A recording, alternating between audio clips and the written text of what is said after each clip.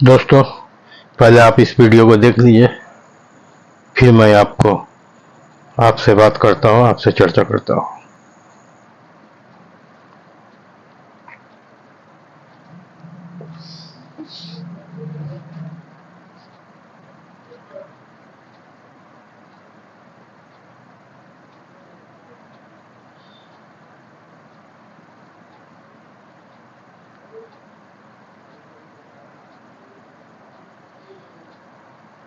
आपने देखा आज सुबह डिलीवरी बॉयज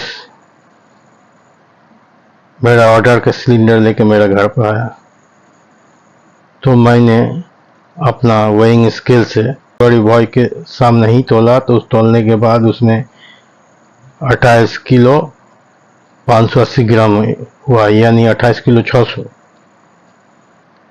अब जो मैं आपको बताना चाहता हूँ, एक सिलेंडर जो होता है वो लगभग 29 किलो 900 या 30 किलो तक होता है ग्रॉस वेट।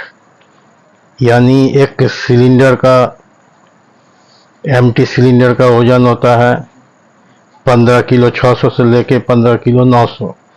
लेकिन गैस जो होता है, रिफिलिंग होता है 14 किलो 200 सभी में, चाहे वो इंडियन हो, भारत गैस हो, एचपी गैस हो, किसी में भी आपको 14 किलो 200 का ही आपको कीमत लिया जाता है। लेकिन सिलेंडर के वजन में कम बेसी हो सकता है। तो सिलेंडर का जो वजन होता है उसका बॉडी में लिखा हुआ रहता है। अगर 15 किलो 600 है तो 15 किलो 600, 15 किलो 700 होगा तो 15 किलो 700 या 15 किलो 800। लेकिन गैस जो रिफिल होता है वो 14 किलो 200 होता है, वो 14 किलो 200 लिखा हुआ रहता है। यानी टोटल अगर ग्रॉस कीजिएगा तो दोनों मतलब फुल सिलेंडर में तो लगभग 29 किलो से 30 किलो होना चाहिए। लेकिन अभी जो सुनने और देखने को मिलता है कि लगभग 1 किलो 1.5 किलो गैस कम दिया जाता है। जब वजन होता है घर में तो देखते हैं कि 28 किलो 27 किलो ऐसे कुछ होता है। तो मैंने अपने वीडियो को देखा, इसमें 28 किलो 580 ग्राम है। इस संबंध में एजेंसी से, डिस्ट्रीब्यूटर जब बात किया, वो बोला कि टोटल जो बॉडी में लिखा होता है, यानी सिलेंडर के बॉडी में जो ग्रॉस वेट होता है उतना ही वेट हम लोग रिफिल करके कस्टमर के पास भेजते हैं। लेकिन सवाल ये होता है कि जब डिलीवरी बॉय वहाँ से कस्टमर का डेरा तक जाता है तो इतने दूरी में गैस कैसे कम हो जाता है, यानी 1 किलो 1.5 किलो कहाँ से कम हो जाता है, ये मुझे जानकारी नहीं है, लेकिन सवाल है।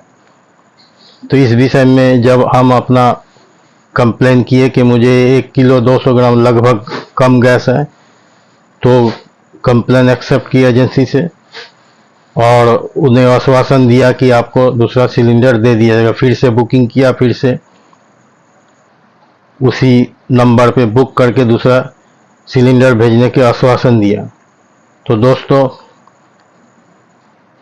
मुझे तो ये जानकारी नहीं है कि ये गैस कैसे कम हो। मान लीजिए ये जो मैं आपको सिलेंडर दिखा रहा हूँ इसमें C29 है, यानी ये इसका एक्सपायरी होगा सितंबर 29 को एक्सपायरी हो जाएगा। ये भी देखना जरूरी है क्योंकि एक सिलेंडर का वैलिडिटी 10 साल तक होता है, 10 साल के बाद इस एक्सपायरी हो जाता है।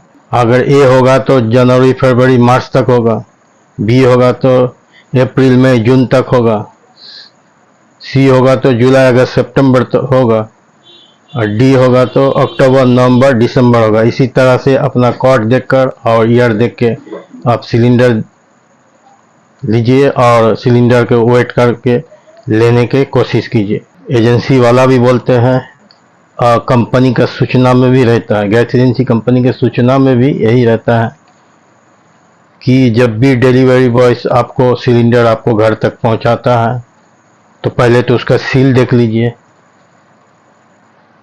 उसका एक्सपायरी डेट देख लीजिए और उसका वजन करके देख लीजिए कि बॉडी में जो लिखा हुआ उतने वजन को गैस आपको मिल रहा कि नहीं।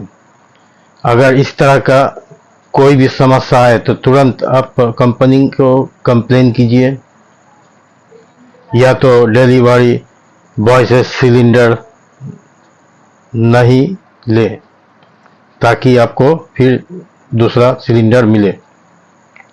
एक चीज़ है, मैं इस सिलेंडर में दिखाने की कोशिश कर रहा हूँ।